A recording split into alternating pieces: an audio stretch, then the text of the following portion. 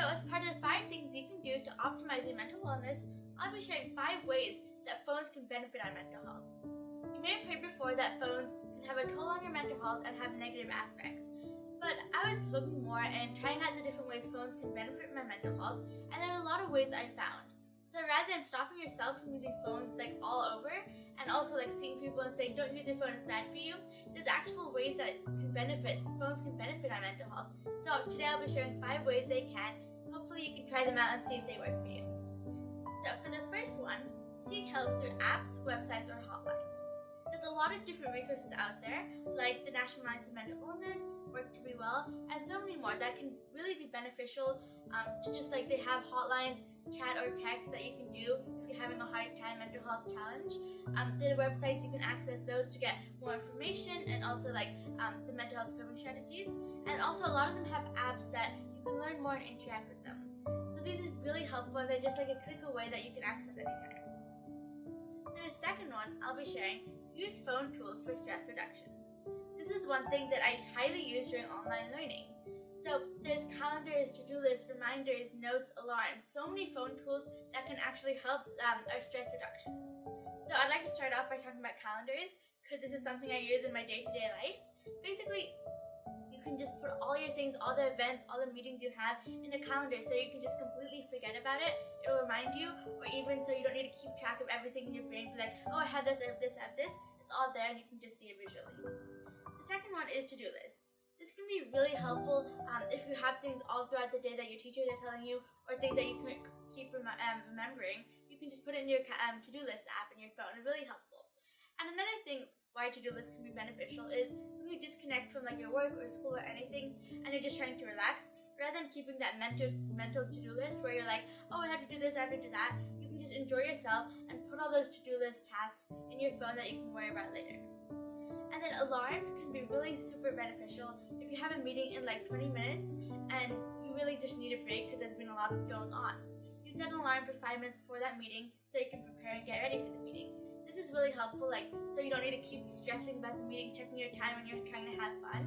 So that's another thing. And the last one is reminders app.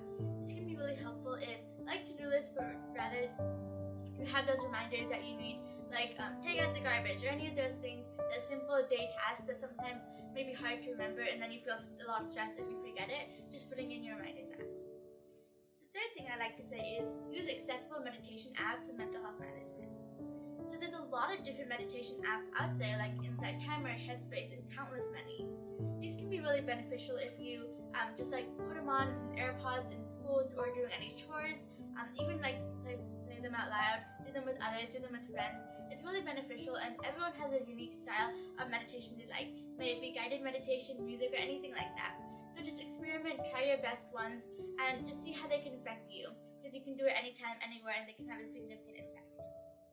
For the fourth one, follow positive social media accounts to uplift yourself and keep your mind healthy. So I really like this one because there's a lot of positive social media out there, and we've heard social media addiction, it sometimes is hard to get disconnected, and sometimes you just get in a loop of all those reels. But if you at least follow a couple social media accounts, I have a positive uplifting one at tanvi's.inspiration, you can look at those, follow a couple, and they'll come into your feed, and when you're scrolling on reels or anything, they'll just pop up and kind of remind you to do nice things a day or even nice quotes they'll share. So it's really important to do that. And another thing that I was thinking about is when you have social media, sometimes it can be hard because you see people with their friends talking, or maybe you feel left out sometimes. But rather than that, you can look in your own phone gallery and you can see all those uplifting moments and memories that you really remember. And I really like this because, as all of us do, we always take pictures of positive or uplifting moments in our lives. So if we just take pictures of those, and then later on we want to feel happy or uplift our mood if we're stressed out, we can just look through those, and it's really fun to see all those things that we remembered that we did when we were younger. And then the last one is set inspiring backgrounds and widgets on your phone to help you feel like you have a healthier mind and also just remind you the positive little things. So setting backgrounds can be really beneficial because actually on average, we open our phones 96 times a day.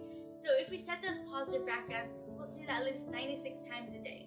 And if those backgrounds are positive affirmations, we'll keep saying that to ourselves and see those at least 96 times a day. So that can be really positive on our self-esteem, boosting it, and also just seeing those things can make us smile or anything like that.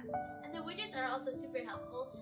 You can just have those like drink water or self-love or self-care, any of those widgets you'd like to add with a little text or anything. You can completely customize your phone whatever way you want, but know that it has an impact and it can really over time have a significant positive.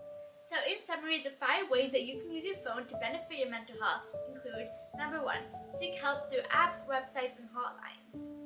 Number 2, use those phone tools for stress reduction. Number 3, use accessible meditation apps for mental health management. Number 4, follow positive social media to uplift. Number 5, set inspiring backgrounds and widgets to do daily positive reminders. I really hope any of these work. You can definitely try them all out. Even if you tried them before, you want to try it again just to remind yourself and get in the flow again.